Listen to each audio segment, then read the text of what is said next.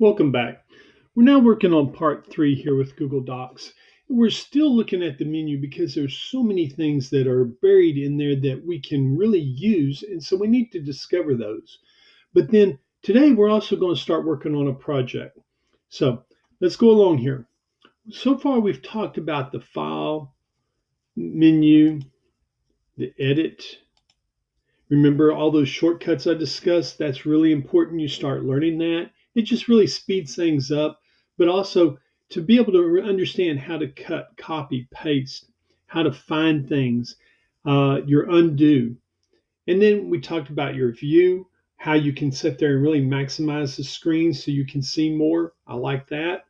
Inserting. Haven't talked much about this yet though, so let's look at it. You've done so much with this. You already know many things when it comes to dealing with your images, being able to sit there and take a picture that you've uploaded from the computer or the internet. You can find it in your drive, down in your photos, Google Photos, by URL. That means by a web address. So if you know a specific site that you're wanting to go to and get a picture from, but even your camera, you can take all of those and import it from the image option here on the insert. I really like the table. This is something really unique that Microsoft doesn't really give you with Microsoft Word or Excel.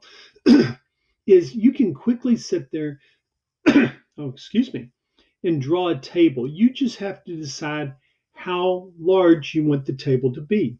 Do you want it 3 by 3? Do you want it 2 by 2? How big do you want it? And then it sits there and automatically resizes it. You then can go in there and say, you can put in different things.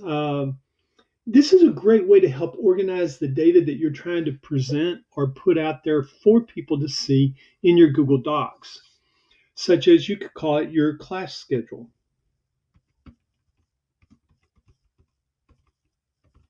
So you could then say first period,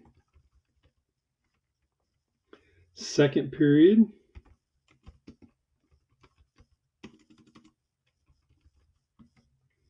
oh, well, what do I do now?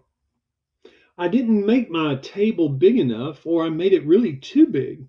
Can I go in there and modify it? Could I go in there and get rid of this table? Oh, they're showing here that I can put some borders on it, but this isn't really what I wanted. How can we go in there and make changes so that I can get rid of or undo? Should I just do an undo? Well, the problem with my undo is I've got so much I've put in it, it's going to take a while. I guess not too much.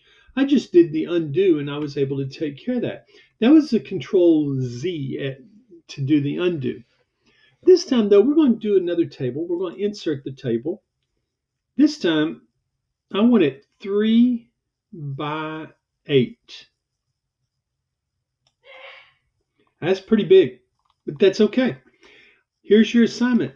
I want you to go in there and put first, if I can spell first. Let's try this again. Then I want second, third,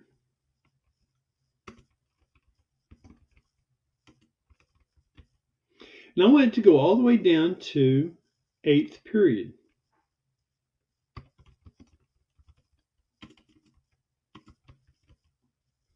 Now, from there, over here, I want your subject.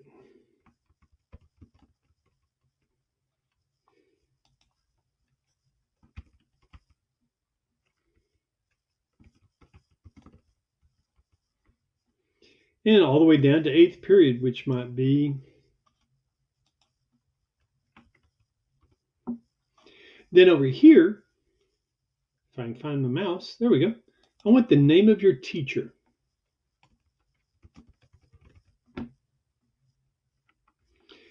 All the way down. So this might be Miss Smith. So you're able to use this table that you were able to insert. So this is one screenshot that I need you to take. email it to me with the proper subject line. I'm still having people not put that in there, and I'm turning away their work. That's some easy grades that are getting thrown away. Let's get this taken care of. We've got more to do though. So pause the video, finish this up, do a screenshot, email it to me. All right, we're moving on. We're still looking here at the insert. Drawings. This is where you can create a new drawing. You should already have been doing a lot of that using when we're doing the menu. And then from Google Drive. So you could actually take something that you've created previously. We don't need to worry about that right now. Chart. Wow, this is powerful. With a picture, with a chart, you can give people lots of information quickly and easily. You just have to make sure you know how to do it and what you're getting in there. We're going to give you a good assignment on that later on. Right now, I just want y'all to be able to see it. I love the horizontal line. That's a great way to help divide your page or bring attention to something that you want them to notice. So put in a horizontal line. Excuse me. And then let's go on down. Special characters. Special characters can be fun. They can really help represent different things, but they can also be a lot of waste or a distraction. So you really have to be cautious when you use special characters, that you're doing it for a purpose and that it's not a distraction. But you have here, you've got your symbols. They've got some things here that are, it's broken down into different categories that may help you find what you're looking for instead of looking through all of this. And then you've got arrows. And again, you've got different arrows that you can go in here. So it's, again, you can waste a lot of time with this, but we'll come back and maybe do something with it later. Moving on, we've looked at equation. Here's the equation if you're wanting to do a math formula in there. Headers and footers. This is really important on your reports where you're able to sit there and you're needing to give credit where you got this quote from, what you're using as a source. Don't forget headers and footers. That helps. Page numbers, especially when your reports start getting to be 3, 4, 5 pages long. Putting in a page number really helps. So make sure you understand this and notice here in this page numbers, this shows you where the page numbers go. For example, in the upper right-hand corner or the lower right-hand corner, this is where you've got a cover sheet and the numbering doesn't start on the cover sheet. It starts on the next page. But then you have more options here. So you can choose where you want it to appear and what number to start with. So those are some neat things to look at. Page break. This is just, again, when I do a page break, that's Control Enter.